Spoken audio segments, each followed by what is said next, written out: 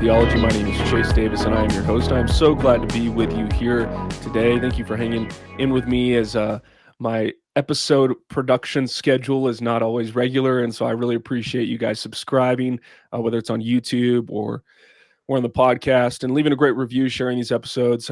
Just had some recent great episodes with Joe Rigney and Megan Basham, and those were a really good time. Josh Dawes as well. Today, though, I'm really excited. I know I always say that, and I only pick guests I'm excited about, but I truly am excited to have Dr. Neil Shenvi, meme lord and chemist, here on the podcast. And I've been following Neil for a while, and instead of giving kind of a bio intro from his website, which you can go find, I just thought I'd kind of introduce him because his background is curious to me, and I want to hear more about it. But Neil, thank you so much for being on the show. Welcome to the show. Thank you, Chase. Good to be here. So we've got this kind of legend. If you follow Neil on Twitter, one of the things that's funny about him is he truly is a chemist. You have your PhD in chemistry, is that right? Yeah. What was that like? So you did your PhD in chemistry in North Carolina. Is that a dissertation? What'd you have to do to get a PhD in chemistry? So no, I got my PhD in theoretical chemistry at UC Berkeley. So wow. And so I went. So I got a undergraduate degree in chemistry at Princeton, then a PhD at Berkeley, and then I did a postdoc at Yale, and then a second postdoc or research scientist job at Duke in North Carolina. So I've bounced around quite a bit. That is insane, bro. Like you're the real deal. Okay, so what was like your, because I'm in Boulder. We've got CU, so I've discipled some people in chemistry, and every time they talk to me about what they're studying, it's interesting enough, but I also kind of like, I don't know what's happening. Mm-hmm. But what was like your angle, your specificity? Like what was kind of like, what were you researching the most in chemistry? Yeah, so I'm a theorist, and so when I say chemistry, people think like Walter White, Breaking Bad stuff. And I'm like, I haven't touched a beaker or a test tube in like 20 years.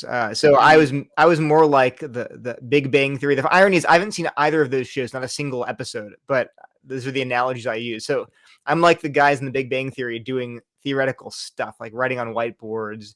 And so my specialty was quantum mechanics and quantum computation. So things like Schrodinger's cat, wave functions, some like multiverse stuff you could ask me about, but that kind of stuff. So it's not very related to anything I'm currently doing related to critical social theory. Sure, yeah. But what I find is, my background, you probably don't know this. My background is in construction management. Mm. And so that my undergrad, I did part architecture, part construction, part business. And I did that was my first career. And then I became a pastor, went to seminary. And I find that the way we're trained intellectually often shapes our approach. And you see this in the reformers as well, with a lot of them being lawyers, or even in the dispensational movement.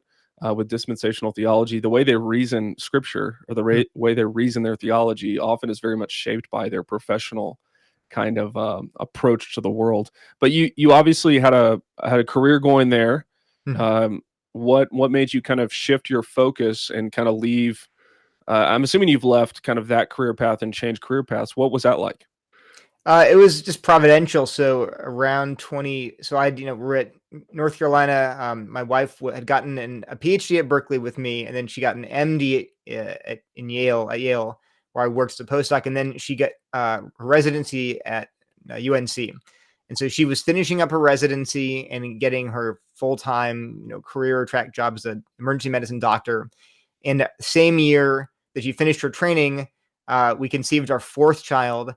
And our oldest was just starting kindergarten, and we moved houses. So all these things were happening, and we're like, we had not thought at all about how to educate our oldest, our kindergarten age son. And I was like, and also her mother had been watching our kids, the three kids, but when we had the fourth, we were like, it's too much for her.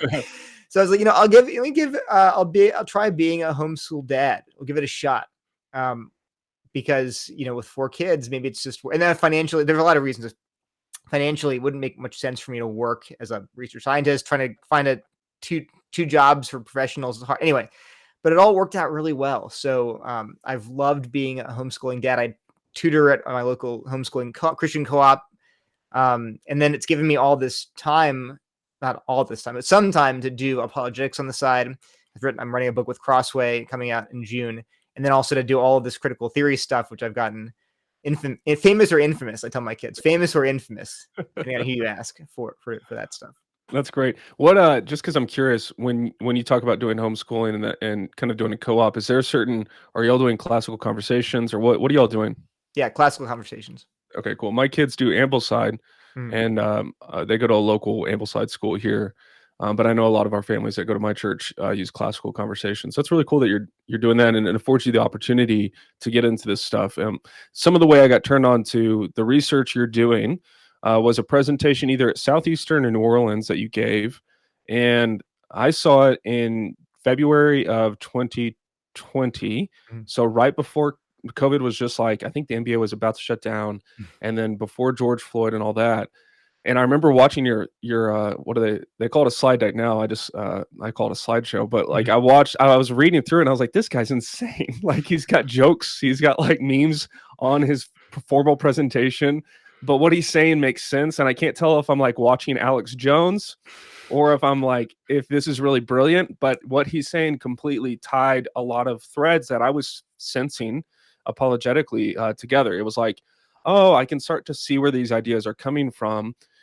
And so I called my co-pastor in the office and I was like, dude, you gotta see this. Not only is it hilarious, but he's helping to explain what we're sensing in our own city, in our own church, in our own context, where it's like, dude, what is going on? All these ideas would not be recognizable to our parents. And so what is happening just in our nation, in our world. And I just thought that was really helpful. So I started following you and kind of reading your blog on the stuff. And so you do some great reviews over at what is your website so people can go there? Just ShenviApologetics.com. If you Google Neil Shenvi, there's one Neil Shenvi in the world right now. It's my dad's Indian, so I'm half Indian, but it's a not unusual name in India, but in the States, it's not very common. Sure. So so you do the homeschool thing. You're like, I'm going to commit to that. And then what piqued your interest in critical theories or whatever, title you want to give it? Yeah, right. That'll come up later. What do you call this stuff? It's just totally random. I think 2015 or 2016, maybe 2017 even. I sort of noticed this change in our culture. I talk about it in my lectures, how I noticed this terminology, intersectionality, systemic racism. I sort of heard about that stuff. Black Lives Matter started around 2014, around that time of the Great Awakening in our culture. I began noticing the same kind of ideas and terminology in the church, but I was very, unaware of it. I was very much of the mindset that keep the gospel and politics separate, keep the gospel apart from culture war type stuff, which is, I can see there's a need somewhat for that. But it was, and I was doing apologetics. So my book's all about, is Christianity true? Did Jesus exist? Is the Son of God? Did he rise from the dead? Standard apologetic stuff. So I was completely, just out of touch with cultural stuff, politics. But around that time, I began leaking into my awareness, and providentially, I met my good friend, Dr. Pat Sawyer, who was finishing his PhD in education and cultural studies at UNCG, where he's now on faculty. And this was his world. He was studying critical social theory and education, and was writing peer-reviewed articles on it, and his dissertation employed it. And we began talking about what we did. And when he told me what he did, I said, "Oh, that sounds so familiar." I think I'm seeing some of that in the evangelical church. And he looked at me like I was crazy. He was like, I did this field in order to understand my progressive secular colleagues so I could share the gospel with them. There is no way any biblically literate Christian would possibly embrace these ideas. It's insane. And we actually had this sort of semi-heated email exchange for a while. Really? He was like, there's no way evangelical Bible-believing Christians are endorsing these ideas. So I started giving him articles, and after a little while, he was like, all right, I got to apologize. You're actually onto something. So yeah, that was like 2015. And then the big thing that happened was I was writing articles on Jordan Peterson. This was the peak of his popularity, just to understand the phenomenon. And in one of I listened to like a ton of his lectures, just so I can understand what was so popular about him. And in one of his talks, like a panel with two other professors, he mentioned a book called Race, Class, and Gender, and he quoted from it. And the quote stuck out in my mind. It was so crazy that I've memorized it. So it said, the authors say, the idea that objectivity is best reached only through rational thought specifically Western and masculine idea, one that we will challenge throughout this text. And he quoted that line. I said, that's insane. What book is that? So I bought this book online. I read it, and that was how it began. Because when I put it down, I posted on Facebook, this is the most important book I've read in years, because I realized we're seeing the birth of a new religion. This is a whole worldview, not just a few political opinions. It's like a way of viewing reality. And it's and now that I was so naive in 2016, I'm just seeing it. And now you can just see it everywhere. 6 years ago. It's amazing how fast things have changed. Yeah, it almost feels because the way you're describing is the way I felt in 2020, because I've been entertaining a lot of these ideas because I was trying to be, a good pastor, be sensitive, do the whole listen and learn thing, be receptive. And then I saw a book called "Can White People Be Saved?" by InterVarsity Press. I think it's Willie Jennings, maybe, and Ryan Seacrest. Yep. And I was like, wait, are we serious? Are we? I mean, like, I get, like, I know, whiteness is a construct, blah, blah, blah. I know the philosophical language. Like, I know what you're trying to say, but even you can dress that up as much as you want.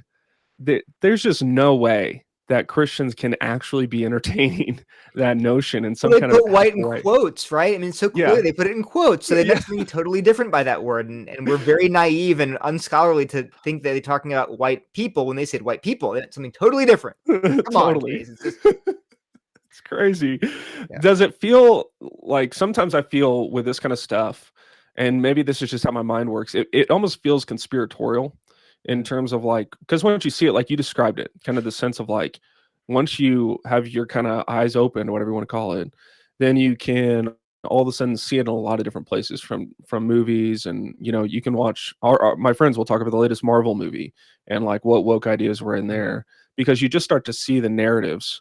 But do you ever like start to question yourself and be like, am I just going crazy? Is that something you've experienced? Yeah. And it is easy to, we joke, Pat and I, he coined the term double woke. So, first you get woke, and then you get double woke when you realize that the wokeness itself is this whole wrong way of seeing reality. Because you get into the actual theory behind it. But it's true, you can also then overcorrect and begin to see this dark secret woke narrative in everything. So you got to kind of rein it back. The one thing I always just say is, if you're not sure something is critical race theory or critical or queer, whatever, if you're not sure, if you have to ask, is that it's probably not. Assume it's not. And that's when people come to me and say, is this critical race theory? I'm like, if you're asking that question, it's probably not. Okay. Now, and the other thing I say too is that evaluate things on whether they're true, not whether you can slap a label like CRT on them. Right. Don't ask, well, what is this? Just ask, is it true or false? Does the Bible say it's true or false? Don't ask, well, what is it? Should I call it queer theory or wokeness? Or just say, was it false? Is it true? Right. Yeah, that's a great point. Well, I think at this point we're about 15 minutes into the episode, and we still have yet to get to kind of the content regarding CRT. It's a funny one. Here's how I'll kind of intro it. When I talk about it with pastors who are more kind of inclined to utilize the analytical tool, as they say, they're like, I've never even read CRT. How could you accuse me of being CRT? And then I'll hear pastors say there is not even a definition of CRT, or CRT is a legal discipline. So from you writing an apologetics book, if somebody comes up to you and is like, Neil, they're at Summit Church or whatever, they come up to you and they're like, hey, you talk about CRT. What is it? Help me out here. How would you describe it for people? First, I just want to point out that it's amazing you'll hear people say we should just use CRT as an analytic tool, and then I don't even know what CRT is. How can you? I've heard people say this, both things. I'm like, well, explain to me how you're going to just use it as a tool, but you don't know what it is. Exactly. So that's, to me, that just tells me that they're hearing things. They know the responses to say. They say, well, I've heard people that I trust say it's just a tool. Right. So that's why they believe it. Well, what is it? Well, I've also heard people say that you can't define it, but you've never read the material yourself. So what I would always encourage people to do is simply read a book on it. The best book on the critical race theory today is Kiara Bridges' book, CRT, A Primer. Okay. So Kiara Bridges is a UC Berkeley law professor, I think, and it's 2019, so it's current. And so why is that important? Because critical race theory has evolved and grown tremendously. This is part of the problem, is that when you try to ask someone what is critical race theory, it's very hard to pin down. Now, why is that? Well, in like 2000, and I think 5, Kimberly Crenshaw, the woman who coined the phrases intersectionality and the phrase critical race theory, in 2005, she was writing that the name critical race theory is used interchangeably for race scholarship, just like Kleenex is used for facial tissue. Gotcha. So even 20 years ago, and she was kind of complaining that it's become this amorphous, nebulous thing. Now, she's not saying that conservatives have done that. These crazy activists like Chris Rufo have twisted the term and made it mean. No, she's complaining that scholars and academics had taken the term to mean all these nebulous things. So and that was 20 years ago, let alone today, when you can see how, again, it's evolved tremendously. So the good thing about Bridges' book is that she talks about things like systemic racism, white privilege, talks about sexuality and gender a lot. And in that book, she explains how all those things today fall within the umbrella of critical race theory. So again, it was formally, critical race theory originated in legal studies in the late 80s with people like Derek Bell, the godfather of CRT, Kimberly Crenshaw, Neil Gotanda, Richard Delgado. These are names you'll hear a lot. They were all legal scholars. And that was like in late 80s, early 90s. But then in 1995, 96, it entered the field of education with a paper called Towards a Critical Race Theory of Education by Gloria Ladson-Billings and William Tate. And that spawned an entire field within CRT. And actually, Delgado says in his latest, one of his textbooks, that today, I guess 2017 it was, but CRT research is more lively in education than in legal studies.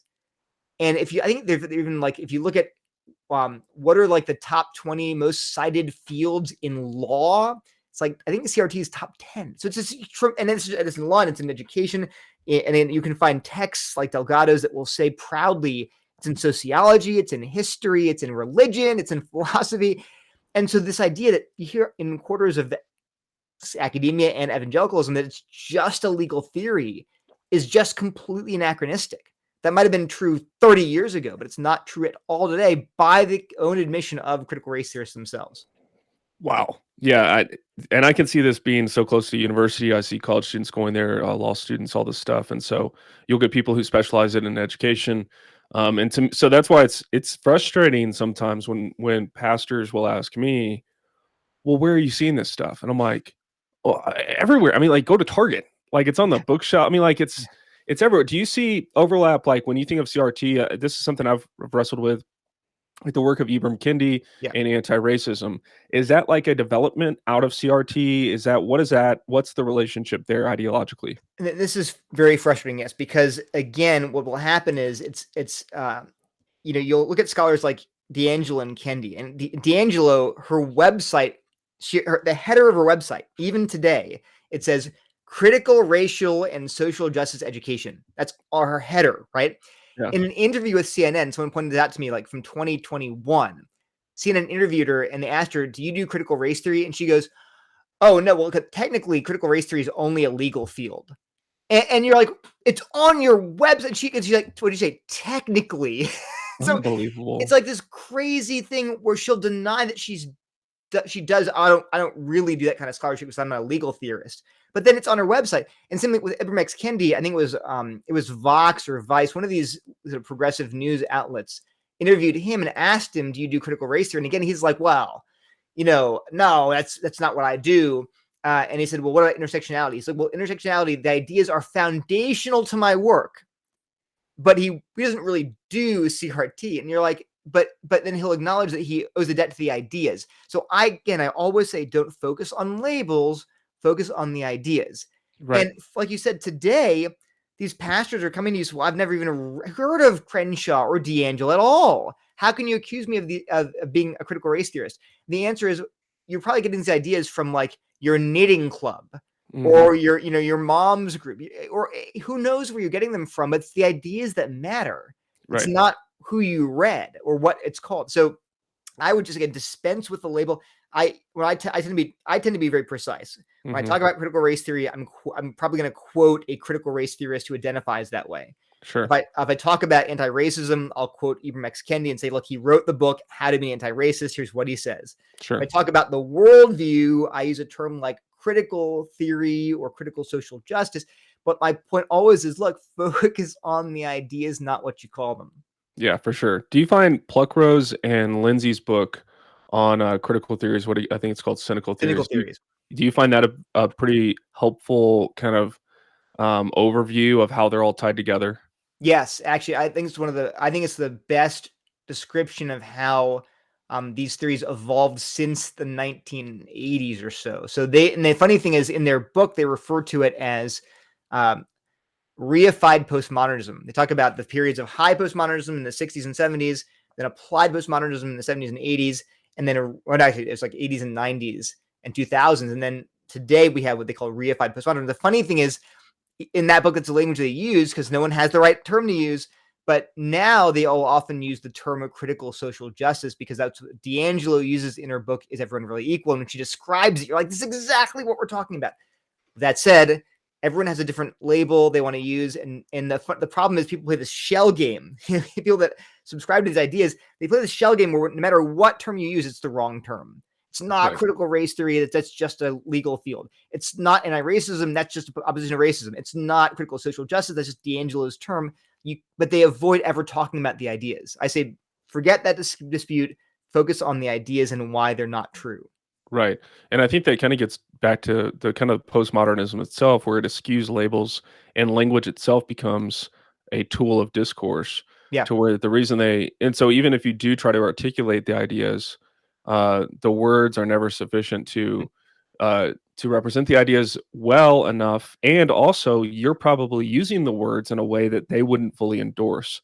And so they can just like constantly slip through your fingers Yeah. because there's never an agreed upon truth, correspondence theory of truth that's actually representing reality.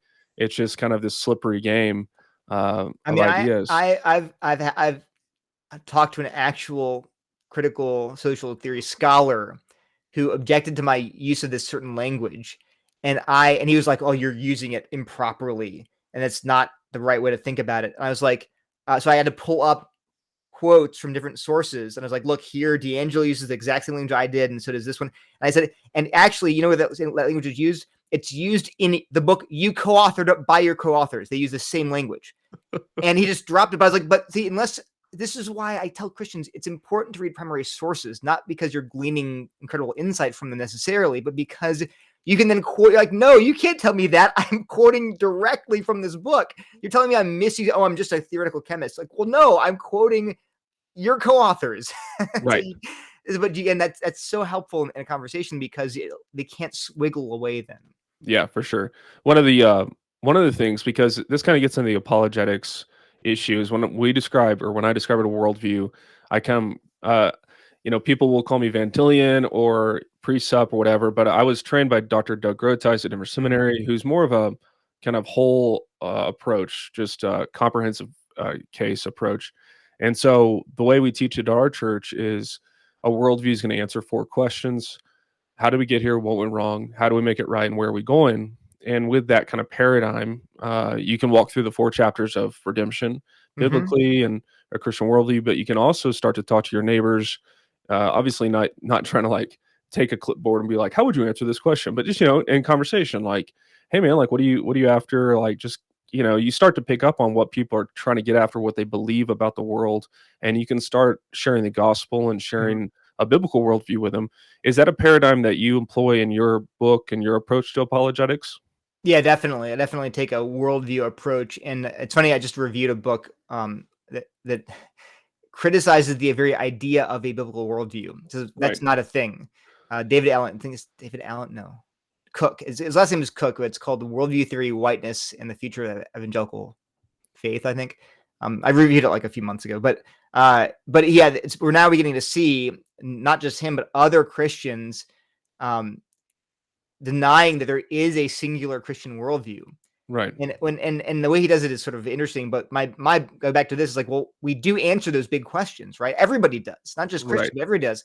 And call it what you want, whether you call it a meta narrative or Sure. a framework, but it's answering the big question, like you said, like who are we? What's our problem? What's the solution? What's our future? What's the future going to hold? So, and looked at it that way, call it whatever you want, but critical social justice offers that kind of lens that lets you see all of reality through that a picture of, oppression is the problem, the solution is activism, the future state is equity. So, Mhm. and it looks just like a worldview. And the big thing I always emphasize with Christians is it's not the idea that, say, critical race theory in its purest form is only a study of race, right? Other people apply it to things like gender and sexuality, but it's never is intended to be only about race. That is just not true. The earliest documents, like Words That Wound, list a defining element of critical race theory as the recognition that race, gender, and sexuality are all interlocking forms of oppression. And you have to dismantle all of them through quote unquote fundamental social transformation. It's 1993. So Wow. the idea that later activists sort of grafted on these ideas about gender, intersectionality, Crenshaw's idea from 1989, that idea was all about how race and gender, interact to create new, unique forms of marginalization.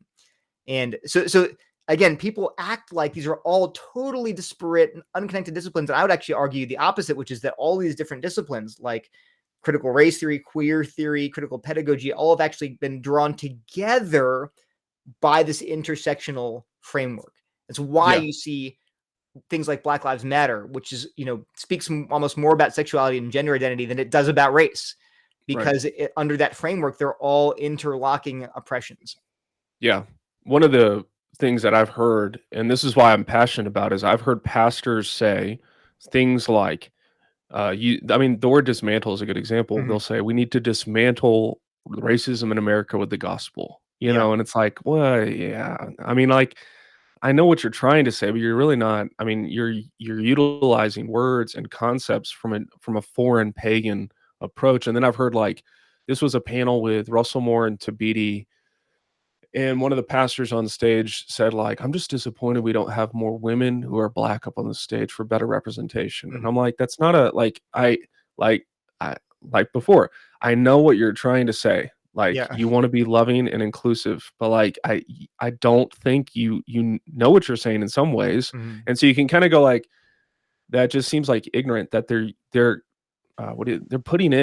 inserting all these, like, approaches to Christianity and representation and inclusivity from these foreign systems."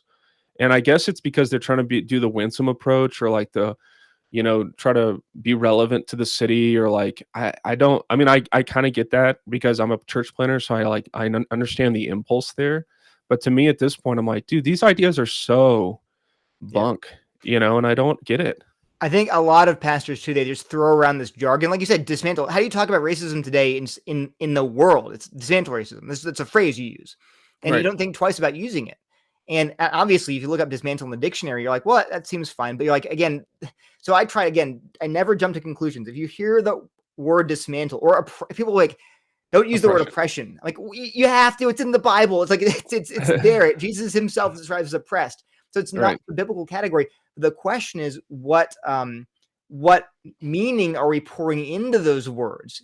And if we Right. find the culture pouring meaning into those words, like take bigot or take equality, those are meaningful dictionary words. But if they're pouring in ideas into those containers that we have to reject, then you at least have to say, I mean this, not this. When you use the word dismantle, or you use the word equity, or you use the word inclusivity, you have to, at this point in the world we're in right now, you have to say, I mean this biblically, I do not mean this. You can't just Right. use the word vaguely and assume that everyone understands you, because they don't. And in fact, they probably are misunderstanding you.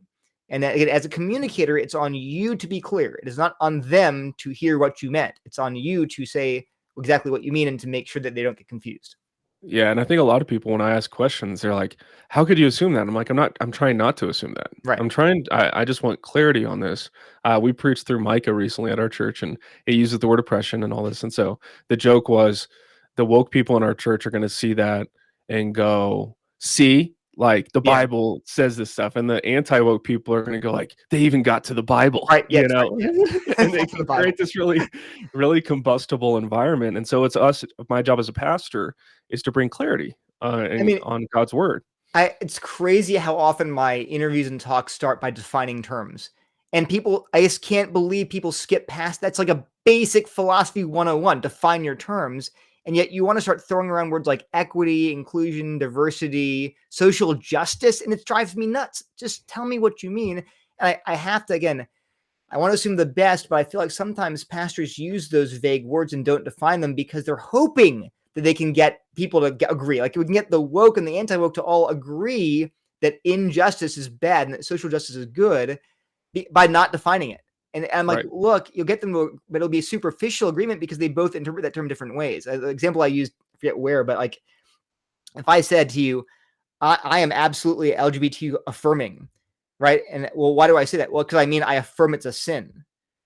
See, and you look at me like you can't do that. Or I'm in favor of reproductive justice. What do you mean? Well, I mean that I think women should be able to choose to have kids if they want to have kids, and they shouldn't be forced by the government to have abortions. That's reproductive justice. Once again, you can't use that phrase because I'm going to, at worst, at best, I'm going to confuse people. At worst, I'm actually going to mislead them into thinking I mean something I don't. So again, pastors, just define your terms. And to do that, you have to be aware not only of what you mean, but of what you don't mean. The things that we Exactly. read into what your words you're using by the larger culture. Right. And just don't weasel a way out of it by using these vague words. Yeah, it can be really challenging because, I think a lot of pastors, they're like just trying to do their best. Hmm. And so they're trying to connect with culture and try to show that the Bible is still relevant, Christ is relevant to the lives of the people that they're trying to reach. And so they have a heart to kind of, whether it's Keller's approach or other people's approach, and kind of the notorious phrase people use is eat the meat, spit out the bones. And I'm Right. just like, guys, stop. It's like poison meat. Um, and so I think a lot of pastors are trying to do it, but like you said, I mean, yeah, your training as a scientist, my kind of background where I want to be precise, Mhm. like I want to be clear, and I don't know why that's so challenging, but I also sympathize with kind of like why they struggle with that. The concept of social justice as a whole, I've written a blog on that. Where it's funny, I'm kind of doing what you say don't do. Uh, next week we do these things called Theology on Tap, and so we do these quarterly conversations. A lot of churches do this, but we'll do it on like different topics that are going on and how we bring a biblical worldview to it. And so the Theology on Tap for this coming Wednesday is social justice. Mhm. And I'm not trying to mislead anyone. And I'm literally that's going to be the topic, and we're going to discuss it from a biblical worldview. As long as And you can use the word as long as you define it. yeah, Just exactly. don't not define it. Yeah. Yeah, and so, like, that's the argument I make in my blog, and the kind of way that I want to ask you about is a lot of these whether etymologically or just linguistically, they become so malleable, Mhm. and at some point, you have to, say, "I'm not gonna employ that word to Mhm. represent what I believe." And, like, the the way I always push back on people who are kinda going like, "Well, we can plunder the Egyptians, or we can do whatever." As I'm like, "Yeah, but you wouldn't do that with concepts like white supremacy, Right. eugenics, Nazism." Like, you obviously have a limit to that logic or that application. Like, you don't just plunder anything and Mhm. try to, like, put it into Christianity. So why is this one the one that you're choosing to eat the meat, spit out the bones? Like, Mhm. what is the principle there? Have you seen a good answer to, like, what the principle is there, Neil? Then there isn't one. I don't think, and it is a matter of prudence to some extent, right? Because there's a line, but the Bible doesn't say what words can we use and what words can't we use. So it's a That's matter of true. wisdom and prudence. But what I always make the comparison to is queer theory. No, I have not yet heard a Christian, say we need to eat the meat and spit out the bones of queer theory, conservative evangelical, because they Right. realize, oh, the line's been crossed. Okay, well, critical theory, critical race theory, and queer theory are kind of cousins ideologically. You can look at the lineage where they both come from, what they employ, how they think about things. And even if you look at modern texts on CRT or queer theory, they will explicitly say they're connected now. Like they've Right. converged within this oppressor oppressed framework for many different reasons. So my point is, so that's a good way to show them to sort of bring up short and say, wait a minute, there is a line. Now, how do Yeah. you know when you've crossed it? I think the problem is that we immediately recognize as evangelicals that queer theory, the fundamental assumptions that are behind queer theory at the core of their discipline are incompatible with the biblical view of gender and sexuality, period. What I think people don't realize, I think often because for many reasons, is that, again, the fundamental assumptions of critical race theory in its earliest, purest form are likewise incompatible with Christianity. And the Right. example I often give is, look, it says in the earliest text that we're going to apply the same lens to race, class, gender, and sexuality, that heterosexism, like racism, must be dismantled. Yeah. It's embedded in our systems and ways of thinking. And so that's a defining element of CRT. I'm like, how are you going to plunder the Egyptians of something whose defining element you can't accept? Right. And so I always come back to that. And then again, I'm not quoting from someone in 2021. I'm quoting from a book in 1993. And you can see that same theme it's you see it in people like Bridges, you see it Crenshaw, but you also see it being picked up by people like D'Angelo and Kendi, who were best-selling authors and wrote blockbuster books that were back-to-back bestsellers on Amazon and Kindle and in 2020. So my only point is that, I don't like that language. If they insist we're going to use this word like social justice, I always just say, call it societal justice. Just enough of a tweak. They're like, oh, what's societal justice? Good. I'm glad you asked. But if you refuse to do that, at least you have to then spell exactly what you are saying and what you are not saying. This is how you'll hear the word being used, say, in Huffington Post. And we reject that. And here's why. Yeah. And you got to do that. Like my preference would be don't use it at all. For example, the phrase systemic racism. People ask me, do you believe in it? I say, the first thing I ask is, how do you define it? You define it for me, and I'll tell you whether I believe in it. And I don't use the phrase because I do believe, and everybody believes, there can be systemic racism. You know how? Slavery, Jim Crow. Clearly, it's a system which enshrined and codified a racist law and a racist way of thinking about things like race.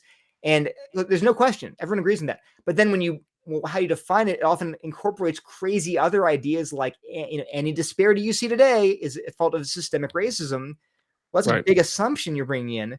And to just brush it under the rug and call it all systemic racism is a problem. So I just say, hey, let's disambiguate.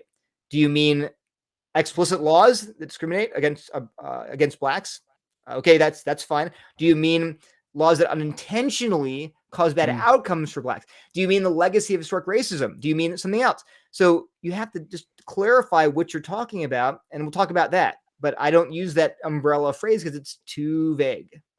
Right. Absolutely. One of the things I've run into is I've been talking with friends, pastors, and I tend to, I've developed some new friends who are of a more fundamentalist spirit. And I don't mean that like I get called a fundamentalist. So like, I mean that in a true, like, representing kind of that tradition. And one of the challenges I face is I've learned a lot from secular psychology. Like I tend to utilize some of those ideas in the way that I help pastor people, in the way I think about my own life, my own spiritual journey, and faith development, and education is kind of a big way I process like where people are at with Christ and how they're growing and sanctification and all these ideas. But for some reason, for me, I can use secular psychology, and I view it as an analytical tool, you might say, right? And so, like, to me, there's a tension in my own mind when I'm like, for some reason, with this neo-Marxist critical race theory, critical social justice, all this stuff, I'm like, dude, just forget it. Like, it's like totally irredeemable. If you want to talk about it, we can talk about it, but like, I'd rather just stay away from it. But with secular psychology, I'm more willing to do that. Am I just not?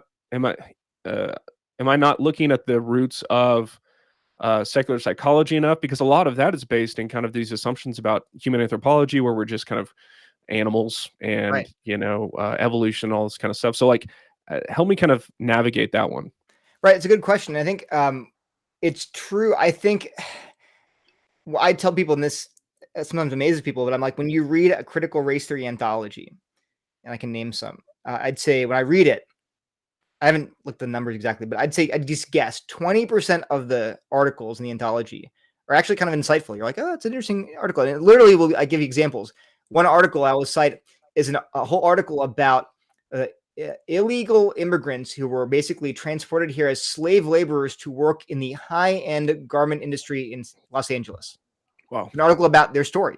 I'm like, that's fascinating. It's just you read it and you're like, oh, it's just a very interesting article. Another article is about making the case that the Supreme Court justice who who gave the minority dissenting opinion in Plessy versus Ferguson. I think it was Harlan, Justice Harlan, but their claim is he had a half brother who was black. That must have and probably influenced his thinking about why segregation was wrong. It's an article. Like, that's just, you're like reading it, you're like, oh, that's fascinating. Actually, I asked Timon Klein, who you know, and he's like, oh yeah, people think that's true. Actually, it's like, oh okay. Well, I read it first literally in a text, an anthology of critical race theorists. So 20% are like that. Where you're like, you read it, you're like, oh, this is actually really interesting. 60% of the articles, you read them and you're kind of like, there's some interesting stuff there. There's some problems too. I don't know. And then 20% are just utterly insane. Right. But you're like, and so I tell people that, if you tell people that, and you're like, wait a minute, that sounds pretty good. 80% are either good or like, but only 20% are bad. So how can you say this is not a useful tool? And I point out, I could read a Mormon book on parenting. Be like, this is incredible. This is really good stuff. A Mormon book on leadership, a Mormon book on politics. I might agree with lots of it. I don't even know that the author is Mormon. Does that remotely mean that Mormonism and Christianity are compatible? No, not remotely. Or that I should eat the meat and spit out the bones of Mormonism? No. So I've learned to say, and I got, for years, I would say things like, critical race theory includes some insights that are valuable, right? Which is, the way I was saying it was true, but it would trigger people who are anti-woke. In the same way, if you said Freudian psychology has some insights that we can appreciate as Christians, that might trigger some people. And so I've learned to say this. Instead, I say critical race theorists have insights. Okay. And I think I mean the same thing, but my point is it's helping people to see the difference between the ideas at the core of their ideology or their worldview versus the statements they make. And so even when they make statements about, say, the garment industry in Los Angeles, I might have to sort of realize, oh, wait a minute, they're thinking about this whole issue from a wrong perspective, but I can appreciate the insights. But it helps me to distinguish between like the propositional truths that will affirm, which are grounded in general revelation, and the underlying ideology, which I have to reject. So that's a helpful way to distinguish. I think so. The bottom line is, depending on who I'm talking, I just say define your terms. When you say we should eat the meat, spit out the bones, what do you mean? When you say that there's insights there, we can use it as a tool, what do you mean? Spell out what the tools are, how you're going to use them, and spell out where you disagree strongly. And actually, one guy who's done this, I disagree with his approach, but he definitely has tried to, is Danny Slavich. Okay. He went and read these 3 seminal anthologies and texts on critical race theory, and he lays out explicitly what he thinks is good and bad about each of them. And we disagree strongly about, like, well, can we then eat the meat? But at least he identifies, like, I have to reject these 3 things. Yeah. And and again, personally, when he lists the positives and negatives, I'm like, the positives are just obvious things like racism is bad. Like, who needs CRT to tell him that, at least today? Right. Yeah. Or things like race is a social construct, which is true. But again, most people will say, yeah, of course it is, because I could give you reasons why. It takes like 2 minutes to explain, race, social construct, because, for example, Barack Obama is actually majority European ancestry, but I guess he isn't. But but in general, like, you can just genetically say most blacks in the U.S. actually have a majority European ancestry, not majority. It's complicated. But the bottom line is this: you can show through various simple explanations that race is socially constructed, that there's no white race or a black race. Metaphysically, we're all the human race. Yep.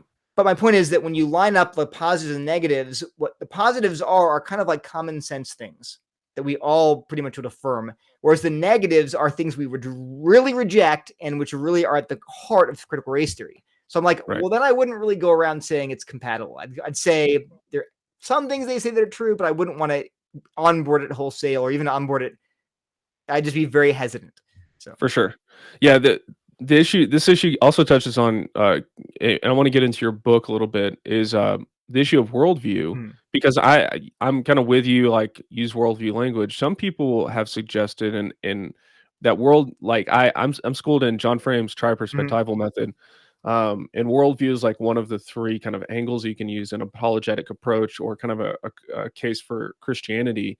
But some people will even push back and say, by the same standard that you're kind of dismissing CRT or whatever it is, the actual concept of worldview came from German Enlightenment thinking. Yeah. Have you heard that argument? Have you received that pushback before? Yeah, I have, and so that's why I say, when people say, I mean, David French recently had a piece where he talked about how the problem is seeing CRT as a worldview, and it's just this esoteric legal field or something like that. And the implication was, if it's not a worldview, it's fine. And I'm like, no, there are plenty of things that aren't worldviews that are not fine at all. And so I think, again, I go back to this: just tell me the ideas, and then I can tell you whether they're true or false. Right. And so I think when it comes to like, well, is CRT a worldview? Well, there is a worldview out there. Certainly we can talk about that. But if you want to talk about what ought we to believe about, say, race or justice, let's talk about the ideas, regardless of whether they're part of this overarching framework. So, for example, if I say human beings are just, meat machines, we're just physical beings. That's it. There's no other component of us. We're purely physical. That idea is wrong. It's not true. We're not purely physical. Right. Doesn't matter whether that idea comes from naturalism or some New Age philosophy, or pantheism. Who knows where it comes from? But that idea is false. And so I think detaching the ideas from the worldview that they're a part of is helpful, just specify what you're objecting to. I think it can get turned around because people will say, well, CRT is not a worldview. I can prove it, and therefore it must be fine. Does not follow at all. Yeah, for sure. There's an interesting thing you said earlier, and I want to circle back on it before we get to your book, because I'm inclined to agree with it, and so I want to hear your case for it. Is that CRT or these disciplines, they operate as religion, and so it's not just a worldview. And this is actually James Lindsay. He's a fascinating character, by the way. A lot of people would find his Twitter presence distasteful as Christians because he's an atheist. Yeah. And so he makes this case on his website that we should treat wokeness as a religion of sorts. And you can see it. If you start to explore that possibility, there's certain sacraments, there's certain concepts, there's certain means of penance, blasphemy and salvation laws. Yeah, blasphemy laws are huge. And so is that something that you think isn't interesting, or do you actually make a case that it is operating as a religion? So again, I use the phrase critical social justice to describe when I'm talking about the religion or worldview. I use another phrase because CRT, they'll say, well, it's just a legal discipline. So I got to avoid that. Let's call it something else. I mean, Wesley Yang calls it successor ideology. Right. There are all these, Jordan Peterson calls it postmodern neo-Marxism. But there's something out there that functions like, and I say functions like a religion or a worldview. I mean, Lindsay calls it a pseudo-religion. Fine, whatever you want. But I think it's a helpful lens to look through, because even if people aren't literally going to like woke church on Sundays, but the way they're thinking about their life, it does have the same structure. You see sin, you see redemption, you see penance, you see blasphemy law, you see all of the components of a Christian worldview. And actually, Pat Sawyer and I wrote an article for the American Conservative called something like, "In the Face of Woke Religion, the Gospel is Still Good News." And we go through the ideas, not the label, but the ideas behind wokeness, and point out how they actually serve as surrogates for Christian concepts. Like privilege displaces sin, and oppression more broadly replaces sin. The penance is replaced by land acknowledgments, and standing in solidarity with the oppressed, and repenting of your privilege. And then we say, well, why is it such a tenacious? Why does it have a tenacious hold on people? Like you talk to people that are super woke, that often like they will not come out. They're just like, no. And it's because we argue it's providing them with a source of righteousness. They feel like they're one of the good people. You are on the wrong side of history. They are on the right side of history. Think of that language. Think about that language we hear all the time. Right. You're on the wrong side of history. You're assuming that history is linear, that it's heading somewhere, and that and Christian would say, actually, we agree. We do want to be on the right side of history, but we define that in terms of the right side of God. Right. And so, but even that language is so revealing. They're thinking of things in terms of why is that? We argue because God has put our conscience in our hearts. We have this innate yearning for forgiveness. We have an awareness of our sin. And of course, we can suppress that in unrighteousness, but there's something God pulling us towards the truth, which is we're in need of a savior. So that what critical social justice has done is provide a surrogate savior, a surrogate way, like all religions do. We find another way other than Christ to save ourselves.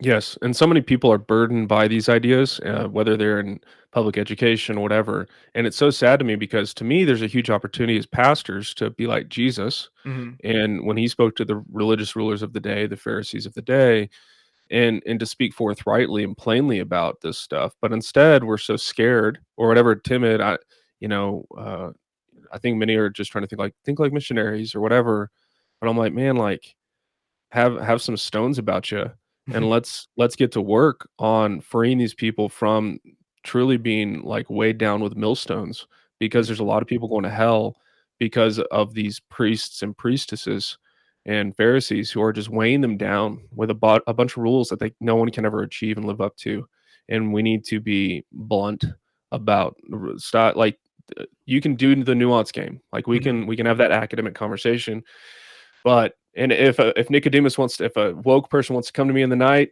so to speak, and, like, we can have a conversation over a beer and we can talk about these ideas, that's great, and I'd love to introduce him to Jesus, because Jesus is so much better than these terrible, terrible, ideas, that are from hell Mhm. and are leading people straight there. It's so sad. Um, One of the things yeah. that people don't really grasp entirely yet, and it's sometimes hard to recognize, but that a lot of there are actual stories and articles and testimonies from people who've come out of that. Yep. They'll call it a religion or cult, Yep. and they will talk about how miserable they were. And actually, John, this is you want to be nuanced and sophisticated and intellectual. Read Jonathan Haidt's Coddling of the American Mind, Haidt and Lukianoff's famous book, Coddling the American Mind. And these are secular atheists, right? But they talk about how these ideas and so I actually have 3 books that are worth reading. One is Coddling American Mind, another is Cynical Theories, Lindsay and Pluckrose, and the third is a lesser well-known book called by Manning and Campbell called The Rise of Victimhood Culture. So Okay. all 3 books take a different angle on. They don't call it this, but this is older books too. But on this woke phenomenon, which is part of a larger cultural moment that we're in. Coddling takes a psychological lens, Cynical Theories takes an ideological lens, and then Rise of Victim Culture takes a sociological lens. But they all basically come away with we are valorizing victimhood in a way that makes people miserable. That people, Right. one, they're, and then this is not my thesis, by the way. These books are arguing that we have, in reaction to, I think, legitimate concerns that we ignore victims, that we despise Mhm. them, that we have this hierarchy, we put them at the bottom. In reaction against that valid concern, we've now reversed it and made victims like the center of everything, and you actually have social standing if you can claim victim status. And actually, there's data on that. If you doubt that this is not just a conservative talking point. But anyway, so people will have this social cachet from being a victim, but they actually internalize that. And it makes them miserable because they see oppression everywhere. Everyone's out to get them. The systems are against them. And you see people, and then there are a lot of phenomena like social media that compound this. But the bottom line is this: if pastors are worried about being like, oh, I want to be the meanie, I don't want to, but realize that, and this is true in general, Jesus is true and good, and anything else will enslave people, even if they feel Mhm. like they're free. I feel Mhm. like Christianity is repressive and I am free now, and you're just trying to, use justify your white male privilege, but in deep down inside, like, it's ruining them. And Mhm. not that I'm not saying, oh, we're better. We're saying that Jesus is better. He can actually free us from that loathing and the misery and this like a spiral of feeling like it's not a good place to be in. And again, you can read the testimonies about people that have come out of that and said, I was miserable because I felt like I was Sure. always being oppressed. I always had to worry that I wouldn't be woke enough and someone would denounce me.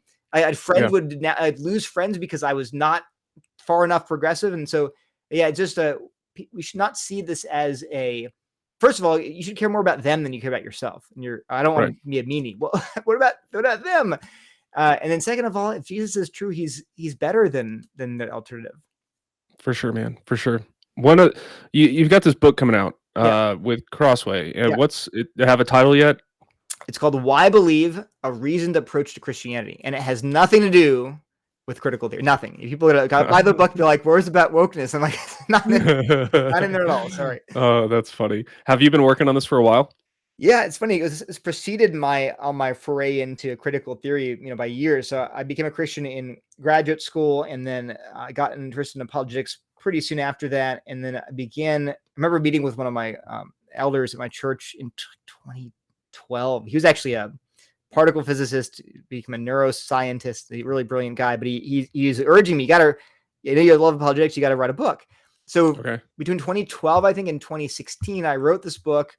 And I had like a full draft done, and I kind of sat on it. I was like, well, my church will publish it like internally, and we'll see if it's good. If they like it, then maybe they can speak to like a publisher. But I kind of just Mm. sat there, and I was like, I'm not. My wife was like, just get it out of their publisher, and I was like, yeah, it'll be fine. But then my friend Pat, we were collaborating on the critical theory stuff, and he's like, dude, just give me your book, and I will take care of it. I'll connect publishers. And so he, on his own initiative, went out and put it out there, and we got Crossway was interested in the book. So that's how that was like That's great. 2020, I think around that time was they officially accepted it, but then it takes a long time to publish and all this stuff. Sure, sure, Yeah. sure. When you think about your book and your approach, are there a set of kind of like theologians or apologists that or a school that you would say I'm continuing on what these guys started, or like who do you pull from the most? I mean, I think I probably in the book I quote most heavily from C.S. Lewis, and Okay. then I wrote the book because I was giving out copies of Tim Keller's Reason for God for like when I was at Yale. I was giving out free books to people. I Yeah. love doing that. It was such a great, and it's in the book why I did that. But it's my own coming to faith was in part because I'd been given a copy of the Screw Tape Letters by Campus Crusade or Crew now as an undergraduate. When I was not a Christian, I just took it. It's free. It's great. But I just loved it. I couldn't put it down. I read it like 20 times as a non-Christian. And so I always tell when I was doing the book table with my friends, I'd say never, when someone grabs your book and sneers and it's like, you never see him again, don't underestimate what God can do with that, Sure. with a good book. Anyway, so Yeah. but I was giving these out, and I was like, I can't afford to keep doing this. So I was like, I'm going to write my own book, which will basically be an apologetics book that covers the same sort of things, and I'll give it away for free. So I wrote my book, and then we ended up, getting it kind of with Crossway, but that was where it started. And so I probably quote C.S. Lewis the most. Tim Keller I quote a lot, and then I joke that so apologetic influences probably Lewis and Keller, but then Spurgeon. It's probably Okay. and you're like, Spurgeon's an apologist. Like, no, he hated it. But the last section of my book is all about how the gospel itself is the best argument for Christianity. Mm, And no one preaches the gospel better than Spurgeon does. And mm. so, and actually I quote from him extensively in that last section because, it's not, the arguments are as a rational intellectual one, but it's all about how the human need for forgiveness and for rescue is something we only find in Christianity, which itself is evidence that Christianity is true. I make a reason to case for that. But I would say that, again, ironically, I say Lewis, Keller, and Spurgeon are probably my three favorite apologists. That's great. That's great. And is it coming out soon or is it out right now? June 21st, 2022. So in a few months, month and a half. Okay, that's great. Hopefully, I'm assuming if it's Crossway, it'll be available Amazon, all the places you Yep. want to find it. So, really looking forward to doing that. If I had a tip, my book came out a couple years ago. Don't give copies away for free. Make that a limited thing. I gave out like 200 copies because I was just like, this will, it'll get into more people and blah blah blah. And that was great. I'm glad I did it. I don't regret doing that. But I think some of those people might have actually bought it, and and so that I kind of undercut any but like you said, I never got into it to make money anyway, so Right. Yeah. Yeah. the debt I incurred proves that. But anyways, yeah, thank you so much for being on. I think my last question would be, when you make a meme, is there a website you're going to, or are you just generating these in Photoshop? How do you make memes? So I have imgur.com is like a website, and then Yep. meme generator, you can do those, but I just Google like, Elmo meme. But I kid you not, I have a PowerPoint file called memes, and I have like 100 pages where I just like post things, and it's because the base level meme you can just make on some website, right? But if Yep. you really want to go to second or third tier memes, you got to make your own. Yeah. So I That's have how a you whole become a file meme lord. already. What's that? I've learned how to, use. I don't use Photoshop yet and really get into it, but I do have a way to make like my own memes that have different formats than you usually see. So That's great. it's a craft meme. I make Yes. micro memes. That's great. Well, thanks for joining me today. I'm assuming if people want to visit your website, we already referenced that. I'll drop Yeah. it in the show notes. Anything else you want to make mention of that people should check out, whether an interview, book, or anything like that? No, I mean, my article, I think probably my most important article is one that's not written by me almost at all. It's called "What is Critical Race Theory?" And Okay. it is literally a collection of 1,800 words of primary source quotes with no commentary. I mean, Great. because I just drives me nuts that people are on one hand will be like, no one can define it. I'm like, you can literally read this document and you'll find critical race theorists defining it for you in their Right. own words. Right. And then, and to be fair, I do run into conservative and anti-woke people who don't seem to be able to define it either. And so Right. I'm like, look, just stick with. Now I get, and if you want to talk about the broader phenomenon, just use it. I just use a different term because they're going to play this semantic shell game, and at some Right. level it's unavoidable. But if you're going to use that one term, at least know how it's defined canonically. Like I said, Right. it's evolved, and but that's a good article. What is critical race theory on my website? It'll just give you straight from the horse's mouth how they Great. define it. That's great. I'll drop a link to that in the show notes. If you're listening, I would love for you to subscribe to the podcast, to the YouTube channel, share with people. Apparently, you've got to like click a bell or something. Also, I'm over like 100 subscribers on YouTube, which is great news. Thank you all. And I've also got a Patreon. If you want to help me kind of pull this show off sporadically when I have time to interview great guests like Neil, sign up for my Patreon. I'll have a link in that. Anything helps, goes a long way, because the overhead of the show is not that great as far as how much it costs. It's pretty low, but I do need some help pulling it off. So sign up there, and until then, we'll see you next time.